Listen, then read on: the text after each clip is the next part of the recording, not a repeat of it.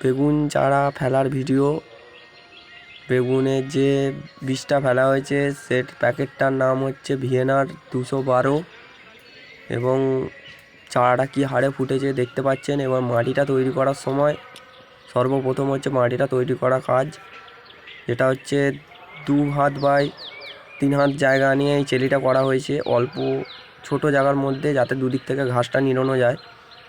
এবং এই মাটিটা করার সময় যে কটি জৈব সারের প্রয়োগ করা হয়েছে সেটা হচ্ছে একমাত্র শুধু গোবর সার এবং কিছুটা মুরগির সার আর খোল, এই 3টে জিনিস দেওয়া হয়েছে। এবং খোলের পরিমাণ খুবই কম, অর্থাৎ এইটুকুন জায়গার মধ্যে আমি 500 খোলের পরিমাণ দিয়েছি। আর প্রত্যেকটি চারা ফ্রেশ এবং একটা একটা হয়ে ফুটেছে। এবার কিছুদিন বাদে এই যে চারাটা ফুটছে এতে যাতে না শিশির পড়ে তার জন্যে ওপরেতে তিরপল দেওয়া হবে। আর এটা গ্রীষ্মকালীন বেগুনের জাত।